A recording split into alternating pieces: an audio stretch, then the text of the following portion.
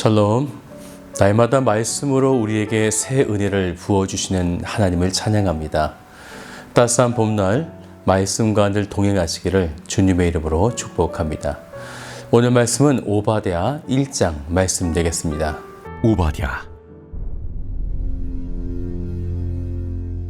오바댜의 묵시라. 주 여호와께서 에돔에 대하여 이와 같이 말씀하시니라. 우리가 여호와께로 말미암아 소식을 들었나니 곧 사자가 나라들 가운데 보내심을 받고 이르기를 너희는 일어날지어다. 우리가 일어나서 그와 싸우자 하는 것이니라. 보라, 내가 너를 나라들 가운데 매우 작게 하였으므로 내가 크게 멸시를 받느니라. 너의 마음의 교만이 너를 속였도다. 바위 틈에 거주하며 높은 곳에 사는 자여, 내가 마음에 이르기를 누가 능히 나를 땅에 끌어내리겠느냐 하니 내가 독수리처럼 높이 오르며 별 사이에 깃들일지라도 내가 거기에서 너를 끌어내리리라. 여호와의 말씀이니라. 혹시 도둑이 내게 이르렀으며 강도가 밤중에 내게 이르렀을지라도 만족할 만큼 훔치면 그치지 아니하였겠느냐. 혹시 포도를 따는 자가 내게 이르렀을지라도 그것을 얼마쯤 남기지 아니하였겠느냐. 내가 어찌 그리 망하였는고, 에서가 어찌 그리 수탈되었으며 그 감춘 보물이 어찌 그리 빼앗겼는고. 너와 약조한 모든 자들이 다 너를 쫓아 변경에 이르게 하며 너와 화목하던 자들이 너를 속여 이기며 내 먹을 것을 먹는 자들이 내 아래에 함정을 파니 내 마음에 지각이 없음이로다. 여호와의 말씀이니라. 그날에 내가 에돔에서 지혜 있는 자를 멸하며 에서의 산에서 지각 있는 자를 멸하지 아니하겠느냐. 드마나, 내 용사들이 놀랄 것이라. 이로 말미암아 에서의 산에 있는 사람은 다 죽임을 당하여 멸절되리라. 내가 내 형제 야곱에게 행한 포악으로 말미암아 부끄러움을 당하고 영원히 멸절되리라. 내가 멀리 섰던 날 곧 이방인이 그의 재물을 빼앗아가며 외국인이 그의 성문에 들어가서 예루살렘을 얻기 위하여 제비 뽑던 날에 너도 그들 중 한 사람 같았느니라. 내가 형제의 날 곧 그 재앙의 날에 방관할 것이 아니며 유다 자손이 패망하는 날에 기뻐할 것이 아니며 그 고난의 날에 내가 입을 크게 벌릴 것이 아니며 내 백성이 환난을 당하는 날에 내가 그 성문에 들어가지 않을 것이며 환난을 당하는 날에 내가 그 고난을 방관하지 않을 것이며 환난을 당하는 날에 내가 그 재물에 손을 대지 않을 것이며 내 거리에 서서 그 도망하는 자를 막지 않을 것이며 고난의 날에 그 남은 자를 원수에게 넘기지 않을 것이니라. 여호와께서 만국을 벌할 날이 가까웠나니 내가 행한 대로 너도 받을 것인즉 내가 행한 것이 내 머리로 돌아갈 것이라. 너희가 내 성산에서 마신 것 같이 만국인이 항상 마시리니 곧 마시고 삼켜서 본래 없던 것 같이 되리라. 오직 시온산에서 피할 자가 있으리니 그 산이 거룩할 것이요 야곱 족속은 자기 기업을 누릴 것이며 야곱 족속은 불이 될 것이며 요셉 족속은 불꽃이 될 것이요 에서 족속은 지푸라기가 될 것이라. 그들이 그들 위에 붙어서 그들을 불사를 것인즉 에서 족속에 남은 자가 없으리니 여호와께서 말씀하셨습니다. 그들이 네겝과 에서의 산과 평지와 블레셋을 얻을 것이요 또 그들이 에브라임의 들과 사마리아의 들을 얻을 것이며 베냐민은 길앗을 얻을 것이며 사로잡혔던 이스라엘의 많은 자손은 가나안 사람에게 속한 이 땅을 사르밧까지 얻을 것이며 예루살렘에서 사로잡혔던 자들 곧 스바랏에 있는 자들은 네겝의 성읍들을 얻을 것이니라. 구원받은 자들이 시온산에 올라와서 에서의 산을 심판하리니 나라가 여호와께 속하리라. 오늘부터 오바댜의 말씀을 함께 나누려고 하는데요. 그런데 오늘이 오바댜의 마지막 말씀이 되겠네요. 1장밖에 되지 않기 때문입니다. 오바댜의 이름의 뜻은 오바디야라는 섬기다라는 뜻과 야흐라는 여호와의 이름의 합성어가 되어지는데 그래서 이 두 개의 단어를 합하면 여호와를 섬기는 자라는 뜻이 되어집니다. 오바댜는 BC 586년에 남유다가 바벨론에 의해 멸망당한 이후에 활동했던 선지자가 되어지는데 당시 북이스라엘과 남유다 모두 선민의식이 땅에 떨어졌었고요. 또 하나님에 대한 믿음마저 흔들려 버린 총체적인 신앙 정체성의 위기 속에서 하나님의 백성을 다시 회복하여 나라를 세울 것을 이제 오바댜를 통해서 하나님은 예언하고 계신 것입니다.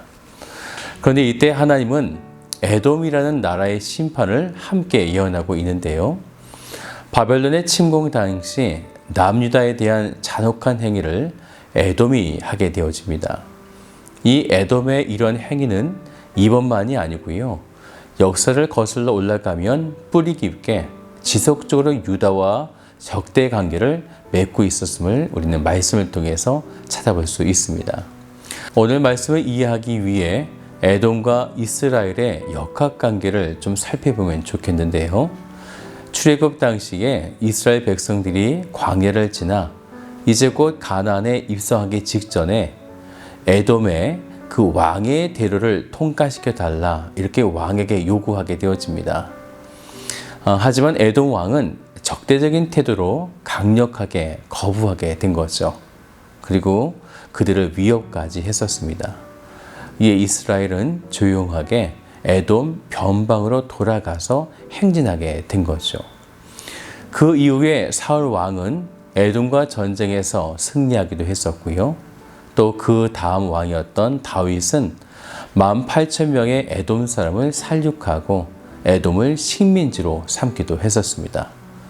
그러다 보니 에돔은 끊임없이 나라를 해방시키기 위해 투쟁과 반란을 일으켰고요. 드디어 남유다 제5번째 왕이었던 여호람 왕 때에 반란에 성공하여 나라를 되찾게 됩니다. 하지만 곧이어 9대 왕 때에 다시 에돔은 유다에 복속되고 마는데요. 그러다 보니까 남유다와 에돔은 대부분 적대적 관계에 있을 수밖에 없었던 것입니다. 그래서 남유다가 멸망당할 시 적대 관계였던 에돔이 남유다를 향해 잔혹한 행위를 하는 것은 어쩌면 당연한 일이 될 수밖에 없을 것입니다.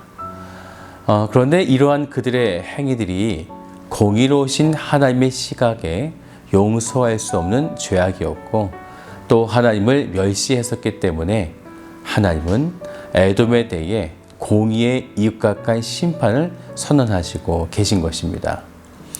오바댜서는 크게 두 부분으로 나누어 볼 수 있겠는데요. 전반부인 1절부터 14절까지는 에돔이 당할 철저하고도 준엄한 심판의 모습과 그들의 범죄 행위를 통한 에돔의 멸망을 말씀하고 있습니다. 그리고 후반부인 15절부터 21절까지는 여호와의 날에 에돔과 이방 나라들이 멸망할 것과 여호와의 징계로 멸망당했었던 선민, 남유다와 북이스라엘이 회복되어 영원히 흔들리지 않을 하나님 나라에 속하게 될 것이다. 이것을 예언하고 있습니다. 그래서 먼저 전반부인 1절부터 14절까지 말씀을 좀 보면요. 에돔의 범죄 행위와 그들이 당할 심판의 모습을 말씀에서 기록하고 있는데요. 우리가 3절을 같이 볼까요? 너희 마음의 교만이 너를 속였도다. 바위 틈에 거주하며 높은 곳에 사는 자여, 내가 마음에 이르기를 누가 너희 나를 땅에 끌어내리겠느냐 하니. 아무도 우리를 건드릴 자가 없다라는 거죠. 그들은 해발 1500m가량 되는 험준한 바위산에 난공불락의 요새들을 건축해 놓고 살기 때문에 그 어떤 적도 자신을 공격할 수 없을 것이다. 이러한 자만심, 교만에 휩싸여 있었습니다. 하나님은 그런 태도를 마음의 교만이다. 이렇게 지적하시는 거죠. 그래서 하나님은 이런 상황을 만드시게 됩니다. 7절을 같이 볼까요? 너와 약조한 모든 자들이 다 다 너를 쫓아 변경에 이르게 하며 너와 화목하던 자들이 너를 속여 이기며 내 먹을 것을 먹는 자들이 내 아래에 함정을 파니 내 마음에 지각이 없음이로다. 여기서 지각이라고 하는 뜻은요, 분별력, 명철, 총명 이런 뜻을 가지고 있는데 애굽은 바로 이런 지각이 없었다라는 것입니다. 쉽게 말씀드리자면 에돔은 너무나 멍청해서 주변의 나라들이 속이고 함정을 파게 될 때에 그저 당하게 되어졌다라는 것이죠. 왜냐하면 그들의 죄악 때문이었습니다. 그것이 10절 말씀을 보니까 내가 내 형제 야곱에게 행한 포악으로 말미암아 부끄러움을 당하고 영원히 멸절되리라. 네, 형제 야곱. 바로 선민이인 이스라엘 백성들을 말하고 있는 것인데 그들에게 잔혹한 행위, 더욱이 남유다가 멸망을 당한 그 아픔의 시기에 형제의 나라로서 위로와 도움을 주기는커녕 함께 더욱더 잔혹한 행위를 해왔던 것이었습니다. 그리하여 후반부인 15절부터는 이들에 대한 심판이 예언되었는데요. 15절을 같이 볼까요? 여호와께서 만국을 벌할 날이 가까웠나니 내가 행한 대로 너도 받을 것인즉 내가 행한 것이 내 머리로 돌아갈 것이라. 에돔만이 아니라 만국, 즉 지상의 모든 이방 나라들을 심판하여 멸망시킬 것이다 라는 거죠. 이 말씀에는 넓은 시야가 필요합니다. 여호와의 날이 임할 때에 오직 하나님을 믿고 따르는 하나님의 백성만 구원케 하시며 이방 나라들은 다 멸망을 당할 것이다 라는 거죠. 그런데 그 날이 가까이 왔다라는 것입니다. 하지만 17절을 보면 오직 시온산에 피할 자가 있다는 거죠. 여기서 피할 자다, 이것의 원어의 뜻은 목숨을 부지하는 사람이 되어지는데 만국의 멸망이라고 하는 심판, 여호와의 날때에 그때 시온산에 목숨을 부지하기 위해 피하는 자가 있다는 거죠. 그 피할 시온산은 거룩하다라는 것인데 그 거룩한 시온산에서 야곱 족속은, 즉 하나님의 택한 백성은 그곳에서 기업을 누리게 될 것이다 라는 것입니다. 그리고 이때 18절을 보니까요, 야곱 족속과 요셉 족속은 불과 불꽃이 되어 지푸라기 같은 에돔을 불사르게 된다라는 것입니다. 여기서 야곱 족속은 남유다를 대표하고요, 또한 요셉 족속은 북이스라엘을 상징하게 되어지죠. 즉 온 이스라엘이 그렇게 할 것이다 라는 것입니다. 그로 인해 에서 족속, 즉 에돔은 남을 자가 없을 것이다, 완전한 파멸을 말씀하고 계신 것입니다. 하지만 20절을 보세요. 사로잡혔던 이스라엘의 많은 자손은 가나안 사람에게 속한 이 땅을 사르밧까지 얻을 것이며 예루살렘에서 사로잡혔던 자들, 곧 스바랏에 있는 자들은 네겝의 성읍들을 얻을 것이니라. 즉 북이스라엘과 남유다, 온 이스라엘이 인간이 상상할 수 없는 초월적인 하나님의 능력으로 완전한 회복의 역사를 경험하게 될 것이다 라는 것입니다. 그로 인해서 21절을 보면요, 나라가 여호와께 속하리라 라는 것입니다.